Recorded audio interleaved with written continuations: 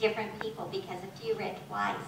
But about 80, probably 88 people filled these hours. And it was all by the prompting of God. And all I did was say yes. It's just amazing. And then the people that read on Cross Mountain, I got a lot of reports of people who went up there. There was one woman from Blanco who went up, and she said when she got there, the woman reading in front of her was just in tears. And the Spirit of God was so strong. And she started reading, and she began crying. And then she sat and waited while the other person read, and she sat with them, and they were crying. And just that spirit of being touched so deeply.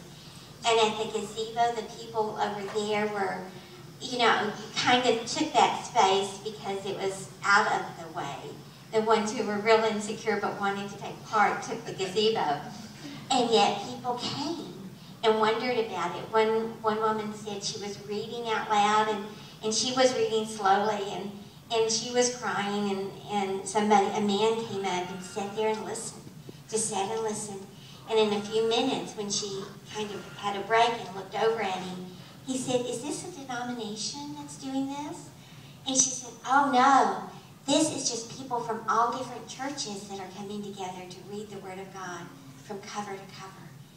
And he just shook his head in amazement, and apparently he wandered on over to the market plots and listened to them.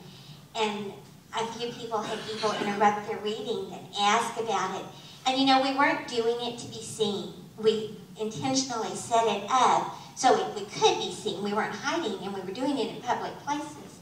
But it was for the reading of the Word back to God. It was an honor for God.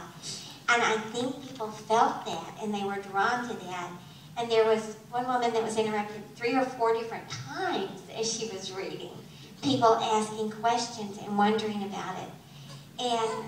But the real blessing, I think, was to each of the people reading how freeing, how it kind of broke loose something in their spirit to be speaking out loud in a public place, in the creation that God has created, to be speaking His Word out loud. And some people had said they hadn't read the Bible out loud in years.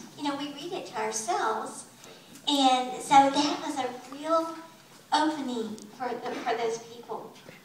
And then there's people from Harper, people from Blanco, people from Floresville that are wanting to do the same thing in their community, that have Facebooked me and said, "If we want to do this, we're going to do this."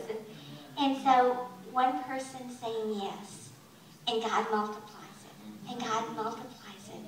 And so any spark, any place that you're excited, say yes to and see what happens. It's just incredible.